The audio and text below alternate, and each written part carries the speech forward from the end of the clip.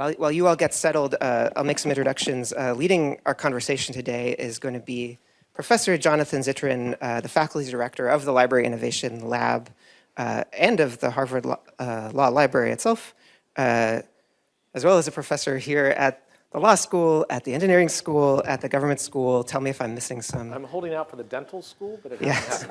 But if you are with the dental school today, we can make this happen. I think someone who was in the first conversations that made CAP possible and then instrumental in pushing it forward every step of the way.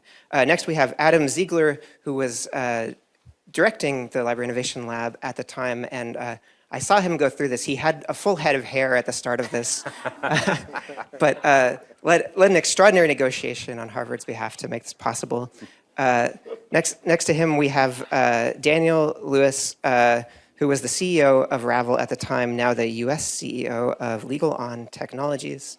And next to him, Nik Reed, the COO of Ravel when CAP started, now the SVP of Product Design, Data Science, and R&D. Your title is almost as long as Jonathan Zittrain's.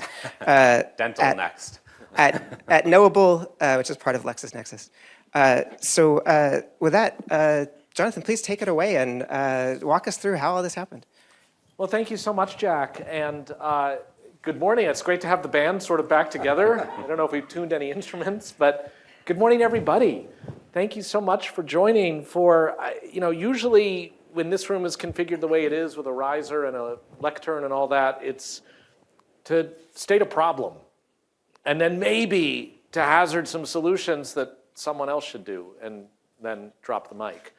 And I get that everybody's always talking about the weather, but nobody ever does anything about it. And part of what has me feeling such gratitude today is how much, first, that we did it, for which Phantom Tollbooth-wise, not to spoil the book for those who haven't read it yet, but the biggest problem with their quest was that it was impossible. And I don't know if you all had the same feelings in the back of your minds that I did, that was like, this is actually not possible, but let's just keep on keeping on and see what happens. And the fact that it happened, and here we are, is just extraordinary to me. And the fact that what made it ultimately possible was a blend of elements that don't normally blend very well. I mean, here's Daniel and Nik representing the thin edge of the wedge of the beating heart, if it has a heart, of Silicon Valley, venture capital, that kind of thing that especially in 2024, maybe less so in 2013, has a certain reputation versus academia, which is like, we're here for the public interest, but we don't really know how to get a car off the lot. We are kind of slow, all that kind of stuff. And instead of blending the worst of both worlds, it feels like we managed to blend the best.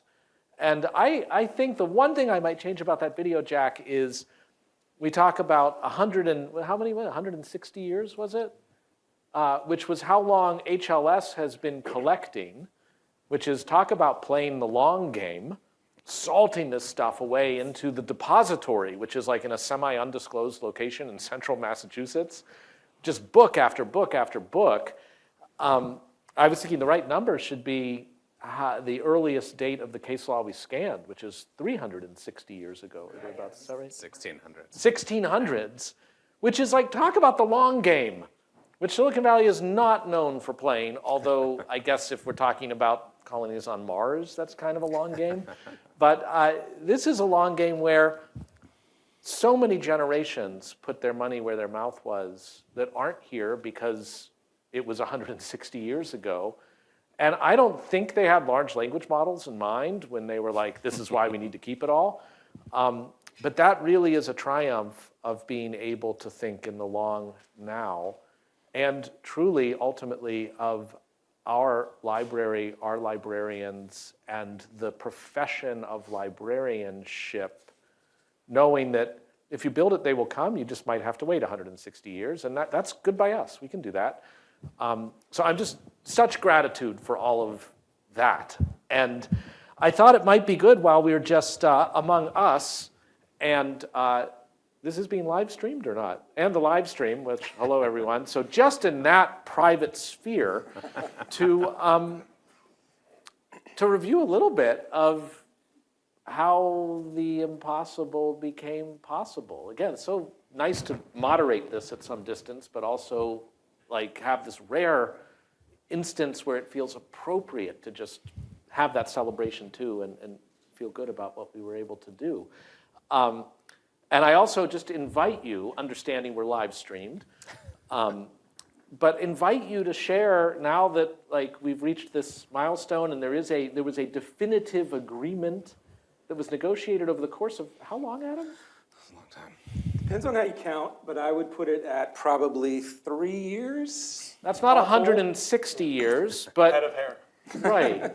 A lot of time and a lot of back and forth, even though I think from the very beginning, we realized we shared a goal and even shared an ethos. And yet there were a lot of hills to cover. So I thought it'd be great to sort of talk a little bit about that process, not only just for its own sake as war story, but as a way of thinking through as we turn to, as Jack was saying, the imperative part of this. What do we want to do next? And we're ready to aim higher now or broader from not just law but justice. There'll be similar hurdles ahead. So thinking a little bit about how it worked out.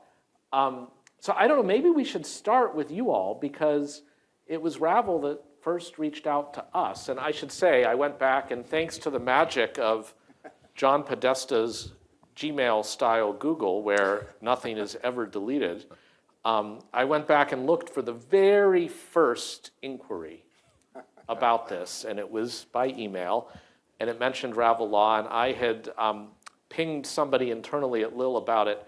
I said, I don't know anything about what he's doing. Guess we case the site and listen a lot before saying anything.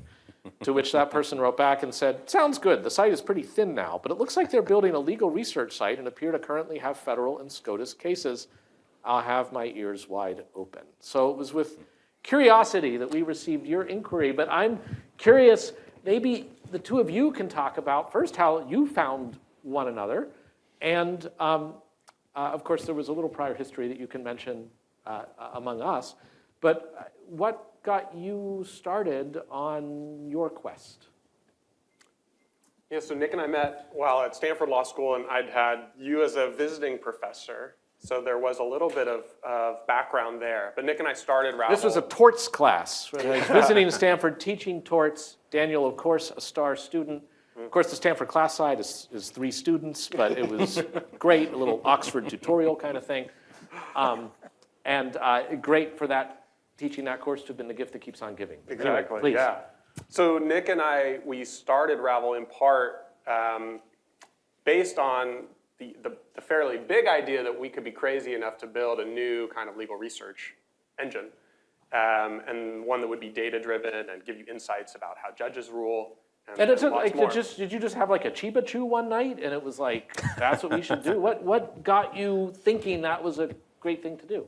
Well, so this was 2011, 2012. The latest generation of Lexis and Westlaw hadn't really come out. If you remember what they looked like in that period, they looked really bad. And so we were thinking, man, there's been so much exciting development across the rest of the internet. Why has none of that made it into the law? And did you have a tech background? No, neither of us had a tech background. So challenge one was starting to form a team and meet folks who could help us build. So you both were just like, this is an obvious problem that should be solved. The fact that it hasn't been solved doesn't mean it can't be, and it's 2000, what's the year? 11. 2011. That's, I think, is that frothy times in .com land? It was just starting to be. There was starting to be like a thawing of venture capital. There was not yet a lot of investment into legal tech. The 2009, 2008 housing crisis put a bit of a damper on VC activity, and now it's coming out. Yeah, sorry. Yeah, Daniel's leaving out an important part of the early story is one day we're in a class together, and we're coming out of class, and Daniel says, hey, Nick, I know you have like some kind of a background in like finance or something before law school, and you know something about like technology companies. He's like, I've been thinking about this thing, and I want to know what you think about it. And he shares a Dropbox folder with me called Bubble Search. And Bubble Search, which became Ravel Law was the precursor where Daniel had been scouring the net for all these papers that had been published about how to represent networks of really complex citations. And he found this paper from IBM, this paper from Google, and he'd created this folder. And so when you were saying, was he just like, I think he did. He had like too many Skittles one night. And he started scouring the web and he found all these papers. And he was like, Nik, I think if we could visually represent the law, you could find things more quickly and with more confidence. And he was speaking to someone, I hated that part of law school the most, kind of like legal research was my nemesis. The librarians in the room were like, Well, it was hard, and this was like in an era where the tools were pretty antiquated and they hadn't gotten better yet. And so it really did feel like there had to be a way. And this was also, AWS had just launched cloud process. So we were at this kind of important Amazon inflection. Web Services Had just come out with your ability for a fairly relatively small amount of money, you could fire up a cloud server and do things on it. And so that the timing was just kind of right for us, where we could do complicated things using lots of servers and lots of experimentation for kind of on a shoestring budget of 2 law school students who won a competition at the Stanford Business School with an idea and got one of those big $10,000 checks that said congratulations, like Publishers Clearinghouse try kind of exactly. check. Yeah. Yeah. And that was on the basis basically of a PowerPoint deck kind of thing?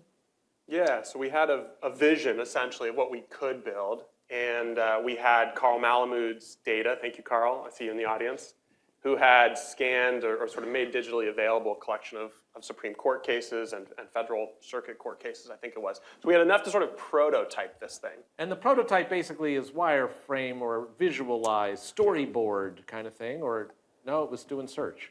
I was doing search. You could do the first basic searches on it. Yeah, so we were able to go from idea to demonstrating that. And What was the original title? It was called Bubble Time? Bubble search. Bubble Search. Bubble search. It was like bubblesearch.com. You reserved we the never bubblesearch.com? we never Okay. preserved any web domains around that. Got it. That was a trade secret, by the way. Daniel's mad at me for giving that away. But that was the original. Somebody is idea. reserving it right now. Yeah. So that was part of the idea. We said you can do more with technology than what's being done today. And based on Carl's work, we said, well, we think, and Obama was in government, things were starting to sort of become more transparent, we thought. We said, okay, maybe there's a wave of courts making this data more available. We had pretty quickly identified that access to data was going to be a problem, but we said maybe this is the start of a 2 or 3 year wave that we can ride where this material becomes available such that we could build a real business on top of it. So you get the $10,000 check. Yeah. It clears, which I imagine you guys had to walk it to the bank or something because you couldn't yet deposit remotely. We set up like a B of A local savings account at the branch next to Stanford. How quaint. Yes, how responsible. And then what? So then we went out and raised money. So we were able to raise about $1 million from venture capitalists, and by that And if this were fall, Shark Tank, how much of the company did they take? 20%? Yeah, 20%. Is that good? Standard. Okay. Yeah. So by then, fall of 2012, so we'd raised in mid-2012. By the fall, I think it was apparent to us actually that the speed of courts making case law available was not going to be fast Which enough. might be why this hadn't been done before. Yeah, okay. So we were starting to encounter our first challenge, which at some point, I think we'd heard that you were also exploring digitizing case law to create digital case books for professors. And we'd started talking with the library team at Stanford to understand whether they had a digital collection because we knew Google Books had come through. And we started to learn very quickly that nobody had a collection of case law in physical format except for Harvard and maybe the Library of Congress. And we know there were at least a few entities on the planet that had it in digital format already. It's just it wasn't so interesting to them to do this, or I guess they were the competition. And it's worth noting the first place we thought of going was the Library of Congress. We said they have to have a copy. So we got in touch with the Library of Congress and we said, hey, can we scan your books? To which I don't think we ever got a reply. Give them time. So we were your second choice, is what you're saying. Sorry. Yeah. Okay. So then you reached out. You said, "We hear rumor that you may have all law." Yeah. American law, yeah? Yeah.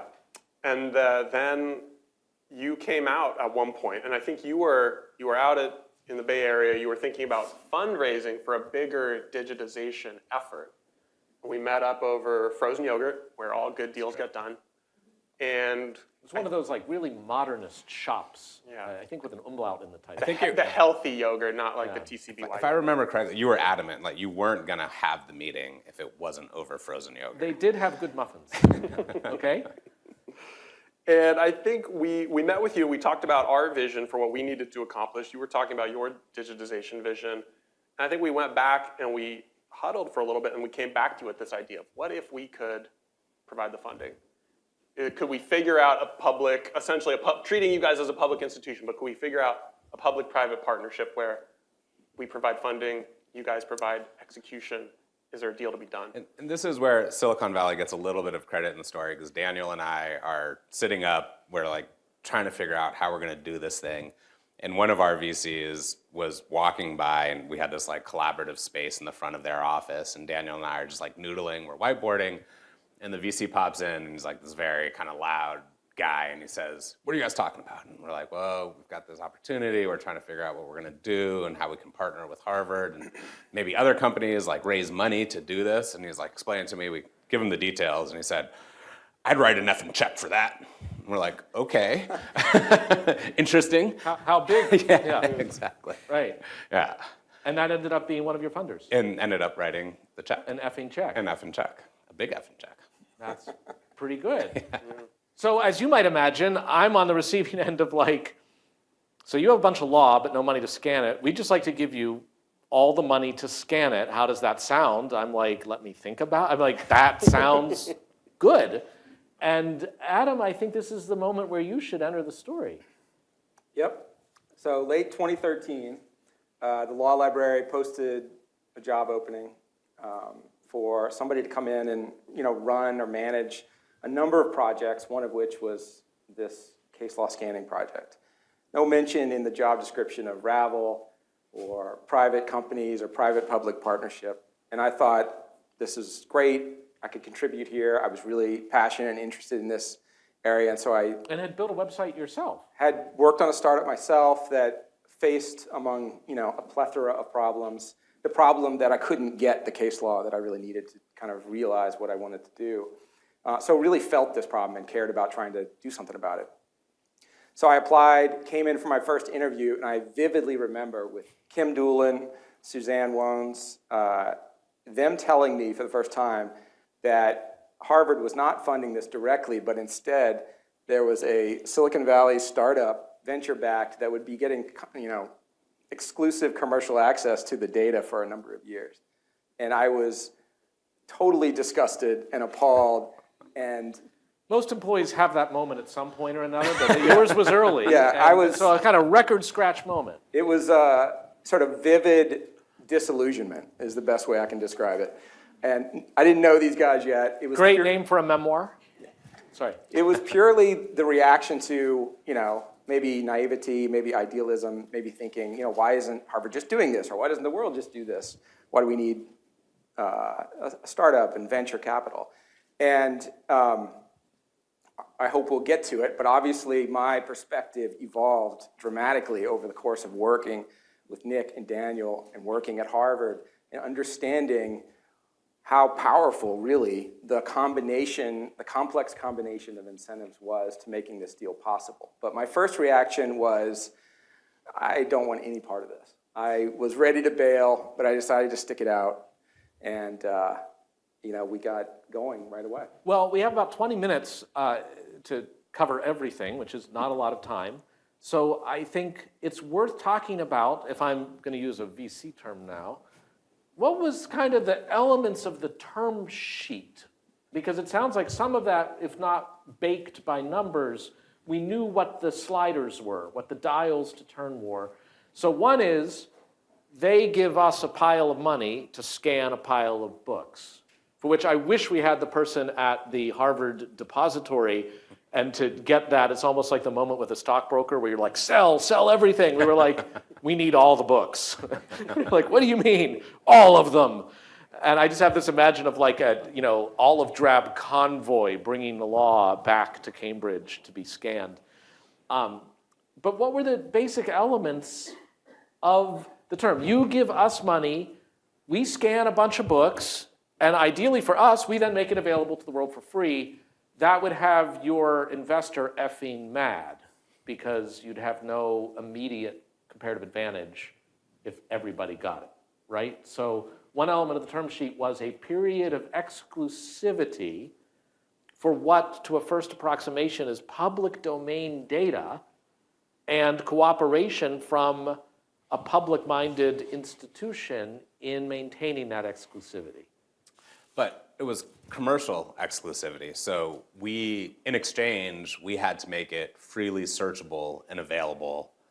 Anytime we were going to charge a penny for a case, that case then became freely searchable and available on Ravel Law. So part of the negotiation, one of the first things, and if we're talking about first impressions, by the way, we've been dealing with this lovely group of Harvard professors and librarians. We've flown out here. We're getting friendly. We know about Kim's family, and we're really being brought in. It's been this lovely moment. And then one day, Jay-Z is like, we have a new member of our team we're going to introduce you to. Former litigator Pitbull, Adam Ziegler, and it was. Kind of a good cop, bad cop thing. There was a lot of good cop, bad cop. Adam was often playing the role of bad cop. And so that, just in terms of first impressions, that was your first impression that we got, Adam, from you. And what was your first impression, Adam? Well, my first impression actually came from, before I got the job, I think Nik and Daniel asked to essentially interview me. And we had coffee, and I was of course, thinking, what is this? This is ridiculous. Why are they interviewing me? Why am I meeting with them? We had coffee and had a really good conversation about the goals of the project and what they were up to and interested in. And it wasn't just making money, getting acquired someday. It was about unlocking this challenge that a lot of people face in different ways, and doing something really important while also being successful as a company. And that was, when I started to sort of thaw, at least in terms of my, willingness to dive in and work on this. We battled a lot over the terms of the deal, and this essential friction between public spirit, public interest, public access, and commercial exploitation, commercial success, venture returns, was a very challenging and powerful dynamic throughout the negotiations, throughout the deal. And it, in retrospect, I kind of see the world very differently now because of that. We've talked about the terms. Essentially, they were giving Harvard money to do this scanning project. The scanning was going to take place in the law school library, conducted internally by librarians, by the library team. For which I just have to say, the look on the faces of my fellow library colleagues when I'm like, so we're going to have to guillotine the books. I mean, I don't know if you saw that little snippet of video. And the guillotine is true to its name. It's and it the floor shakes a little bit. So you're reminded the planet of Alderaan, or I guess anyway. We had to adjust the schedule to make sure that we weren't slamming the guillotine when students were taking right. Yeah. But it's that would drive us crazy. We're you guys are taking up time. It's not just saying that in theory we have to just do these books. Let's just agree, and then we'll be not. It's a constant reminder that books are being destroyed in the library, for which then, post-autopsy, they are shrink-wrapped with the cover put back around them after they are scanned and sent to... a limestone mine in Louisville, Kentucky. Who had that on their bingo card? In case of the apocalypse or an EMP burst, we'll go to the limestone mine and unshrink-wrap the books and... we'll have the law. Sorry, that was all a parenthetical from your tale, Adam, but you were going to say... It was a good side. I mean, speaking of terms, one of the terms that, so we're these young founders that are trying to get this done as quickly as possible so we can build something and do what we're trying to do. And then one day, Adam comes back to us and says, so guys, there's going to be delays built into the schedule. And we're like, why? And Adam says, well, we can't scan or guillotine during exams. Harvard has this kind of nice vacation policy. And so it starts like sharing with us all the dead time, which is like, when, in a world where every day seems like your life is on the line, there was a lot of time that ended up being baked in. And that was one of the things that was negotiated that you came back to us with. Thank you for your patience. I appreciate that. All right, Adam, you were mid-sentence when I interrupted you. Yeah, no, I think it's what I came to appreciate pretty early on was how much speed mattered. I mean, I'm not going to sit here and say we did this quickly, but the scanning piece, we were very efficient and productive, and I think beat expectations, all around in terms of being able to do that. But it became the push from Nik and Daniel to kind of, this didn't work for them unless we actually delivered, became really helpful to our team internally. And we had a tremendous scanning team led by Steve Chapman that evolved. This isn't like a project that they had done before or that we knew how to do. We learned how to do it. We figured out the model. We figured out the levers we could pull to become efficient. And we evolved to the point where we took pride in being able to deliver things even faster than we had committed to in the contract. So this is one small example where, Harvard's thinking in forever terms or very long terms, and that didn't fit with what we needed to do in the project. It was very helpful to have the push from Which is also where, Adam, perhaps some of your tough love was directed inward as much as outward to get things done around here. Well, I'm sure some people would say that. I just said it. Yeah, I'm sure some folks on the Harvard team would say that. It's fair. But I think one of the things we had to do was adopt a mindset of speed, of tempo, of sometimes imperfection, sometimes not shortcuts, but focusing on what really mattered. And what really mattered in that context was getting the books converted into scanned images. And we had to keep that going, or Ravel was going to run out of money, or lose their interest, or get acquired too early. And we can talk about that piece. That's a very interesting piece. All right, so move fast and make things. And I just want to go back to the sliders for a second. And we're going to then be able to encapsulate what was a lot of thinking around business and ethical and public interest terms before we even got to a contract, which was, we get the money, we scan the cases, we hold back the cases to a first approximation for a certain exclusivity period to make it worth it for Ravel and the backers of Ravel to want to give the money. Do you remember, Daniel, your first bid for how many years of exclusivity? Well, Nik knows, I would always come into our negotiations with a fair bit of prep. So I'm sure I asked for more than we got. But it might have been 25 years. 50 years. There you go. I was more ambitious back then. I guess I would have asked for 25 now. I was like, I don't know what happened in that torts class, but 50 years of exclusivity, and then the world, you got to anchor somewhere. Exactly. And I was like, how about 15 minutes? And then we just converged. And what did we converge on?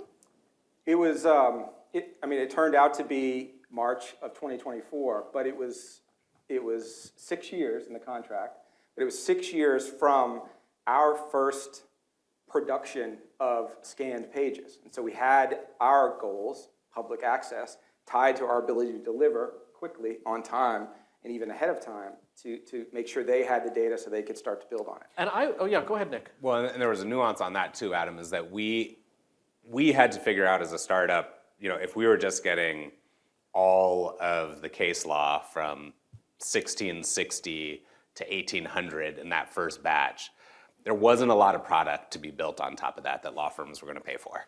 And so we had to kind of think of how do we actually get something that is something that we might be able to turn into something that a law firm, and which is to say, with the 6-year clock running from the first production, started going. Your exclusivity window from a business perspective isn't until you have a critical mass of cases. And our idea, and I think one of the places that we really came together is, fundamentally our idea was not that we had to have exclusivity in the data to make Ravel work. It was that we were going to build technology on top of the content that created new ways for lawyers and law students to understand what was in the law. And what they would be interested in is what that technology was producing, not the original documents. And I think there we were 100% aligned. We just needed time to get the technology working and in the hands of people. So we came up with this idea of jurisdictional access. And so, I mean, and you guys can talk about that challenge, but what we said is every time Harvard has delivered a completed jurisdiction as defined by a state and the federal courts that sit on top of that state, we've achieved kind of the next part of this. And that's actually when I think the original clock started ticking was we got California. And Daniel and I, ever the optimists, were like, okay, if we have California, all law firms in California are gonna buy Ravel tomorrow because we got California. It was a little more complicated than that. Got it. So one quick thing about the books and the jurisdictions, and we were able to kind of sequence jurisdictions to make it, to align with what they were looking for. But Jay-Z mentioned this Harvard depository somewhere in Massachusetts, which had millions and millions of books. And I, of course, naively thought, oh, there's a shelf with all the law books. We just go to that shelf and pull them all down, no big deal, right? Turns out, because nobody expected these books to ever be used or They're in a retrieved, limestone mine. they were spread throughout the entire Harvard depository. It's 40,000 books, sometimes on a one-by-one basis, as essentially filler for all the other books because they needed to fill the capacity of the shelves and not have big gaps. And so we learned in the midst of this negotiation that we were going to have to figure out how to pull these books essentially one by one from different locations all throughout the huge, huge, huge depository. And somehow the amazing people who worked at the depository, the amazing people who worked in the library, figured out how to do that and turned into not even a blip. And just a reminder of how much the digital is still the physical and how much of this process is just analog physics around it. But I want to do one more beat just on the way in which creative thinking, and I think creative lawyering of the classic, I hope that Roger Fisher and his progeny in the negotiation project here would be happy, because most of our interaction was not art of the deal. It wasn't, I mean, it had to be when it was 50 years, 15 minutes, and at some point it's zero sum. But a lot of it really was looking for 90-degree angle things. So it was well, we get the money, you get the exclusivity, but then as soon as you start commercializing, you set up a site that the public can use, so there's an immediate public payoff for traditional search on an individual by individual basis. And then let's create an exception for bona fide researchers who want to look at the whole corpus. And they can get in early as long as they promise not to spill all the beans too soon, which is an amazing extension of trust by us to researchers, by you to us. And then let's also allow, well, how many cases per day can they pull down? Another one is how many? And you were 4, and we were 5,000. And we ended up at 500 cases per day for anybody to use, which is a lot. That's a very busy attorney who's referencing 500 cases a day. And a neat thing we came up with together, which was for any jurisdiction, its government chooses to make its law free, defined in the following ways: making it digital and available the way you were hoping they would in the Obama era, then we would release that jurisdiction free as well, which might be good because they might just release it as a bunch of PDFs on a website. We would then be able to release the whole corpus in a form that would be more readily available for analysis. Well, and I think we were all, a little bit idealistic on that point too. We had a shared belief that if we could go to a state and say, hey, state, you've got this ongoing issue, which is you're not making the cases that are coming out every day publicly available. And hence, our collection that we're creating is going to hit the wall of time, which is, we don't have next year's case law. We don't have the next book to be published yet. It could go stale. And we honestly believed we could go state by state and convince every state to change their policy. And I think that's something that will come up later today, but that was part of our goal was we have this carrot, let's go to the states and offer it together, hand in hand, Ravel and Harvard, and we're going to convince people to publish their case law for free. And I think we were similarly hopeful on that front. And I think in all candor, we were being helpfly pushed along by public interest advocates in this area, like Carl, who are watching this stuff, and they're skeptical, burnt once, cautious twice kind of thing in general. And what about that exclusivity? And that pushed us to be creative about ways to try to align the incentives with all hope, even though, as you say, it turns out to be harder than one would think. I know we're about to wrap up, but I want to get to one more piece on the incentives that I think I don't want to leave the impression that I don't have anything but the utmost respect and appreciation for these guys and for the entire Ravel team. One key thing as we were negotiating this deal was expectation or awareness on our part that they might get bought. They might get acquired by Lexis, by Westlaw, by somebody who we couldn't assume would share the same commitment. And we had to make sure, through the terms of the deal, that the project, the benefits of the project were secure against that kind of... For which we treated then a lot of the deal as if Lexis were the counterparty, rather than these folks. That's right. So essentially what we landed on was a demand, a requirement that if they or an acquirer ceased supporting the project, ceased following through on the obligations to make the data publicly accessible, then immediately the data would go completely free and open to everybody. And essentially, we locked them and their acquirers into that commitment. And I was really surprised that we got that in.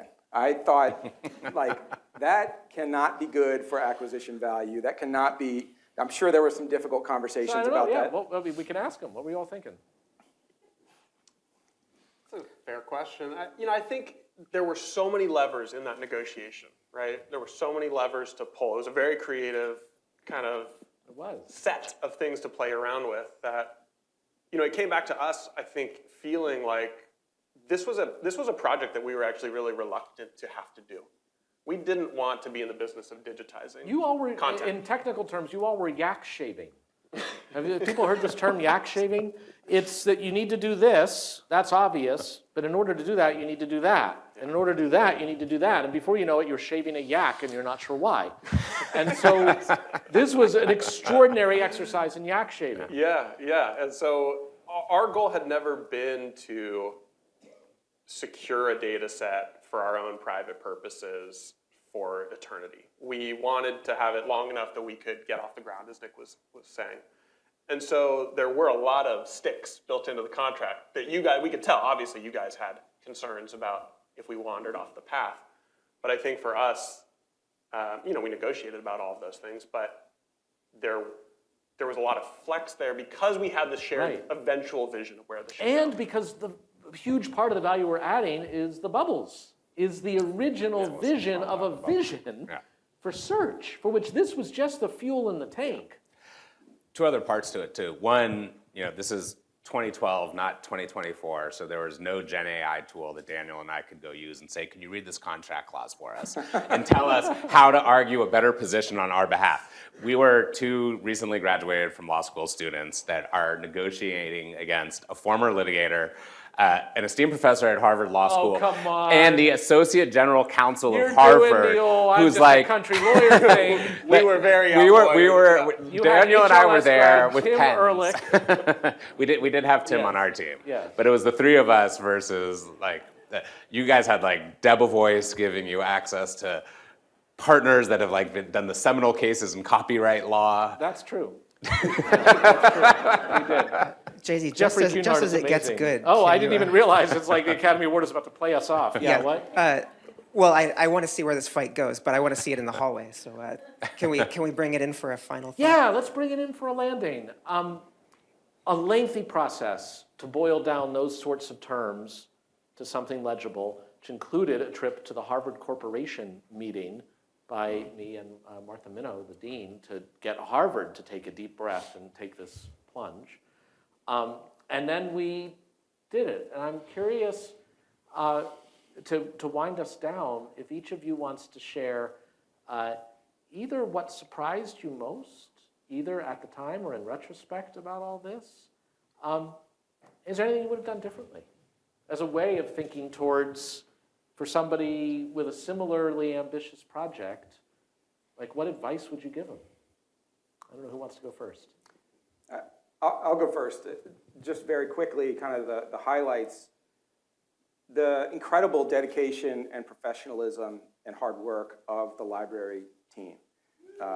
Yeah, big round of applause. And the names, everybody's got a brochure. The names are on the back. You know, it was a big group. Lots of people contributed what they knew, what they could do. Almost all sort of massively underpaid and underappreciated, but really that's where the work happened. That's who did the work. Number two, just to finish the thought before on these guys, you know, every legal tech startup in history has said they're all about access to justice and democratizing access to law and public interest.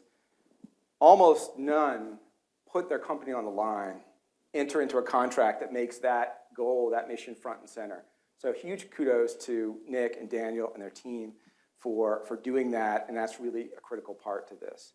And lastly, what I would do different is I would just be more open-minded at the beginning. I wasted a little time at the beginning thinking too idealistically about what should happen and not seeing the opportunity and the need for this complex deal to work together to actually get the project done. And I've taken that lesson into many other things I've done since, so I'm grateful for that.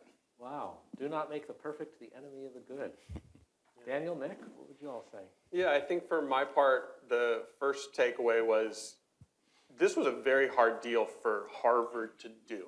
It was very easy for us to do. We had all of our incentives aligned. Very difficult for Harvard to do. So I think in some ways, if there had been 100 libraries with the same set of resources, I'm not sure we could have done a deal with any other library. I think it took, like, they would all face the same set of difficult challenges. And so I think we had an incredibly creative partner in Harvard and in the individuals who were getting the deal through, in you guys and the rest of the team.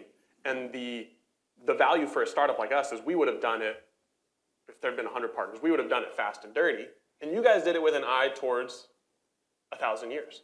And so the quality of the output, I think, was something that's really remarkable, that a startup alone with the limitations that we would have had to try to do it ourselves, we couldn't have gotten there.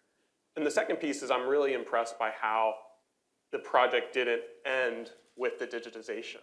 Like, the Caselaw Access Project has grown. The momentum is still there. And I think that's a testament to the muscle that was built at Harvard to keep that going. It wasn't just sort of a one and done, but it actually led to something that, I think that surprised me, that it actually had legs in the institution here.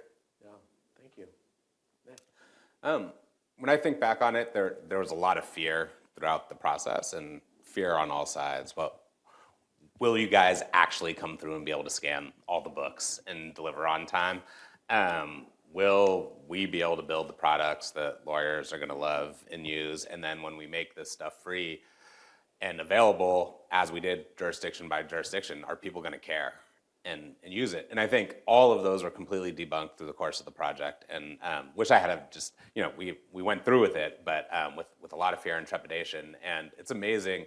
There was a time where we were, monitoring. Adam Pingle is the head of engineering at Ravel's here, and we created this dashboard to show the volume of people accessing the case law on our website. And Mike, it's nothing like your website. We never got that kind of volume. But for a while, the tens of thousands of people coming to read case law, and we had no idea why, what they were doing. And to this day, I've run into people and they say, oh, you started Ravel Law. Like, I argued my case in court citing this case that we found on that website. So the amount of impact was just, I think it was far broader than we could have imagined. And so I would just go back in time and tell my younger self, just do it, get it done with. and trust. I feel like it's a nice Ted Lasso sort of believe moment at the risk of trademark infringement.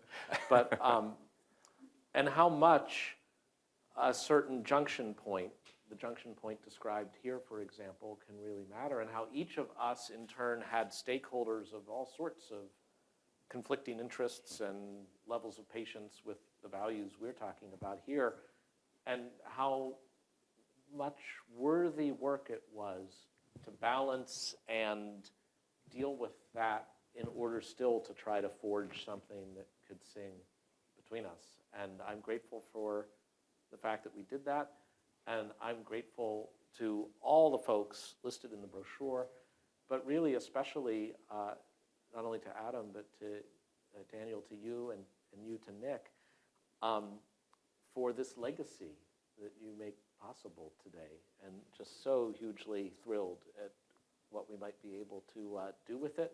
If you have another VC, let's do round two. They're like, but.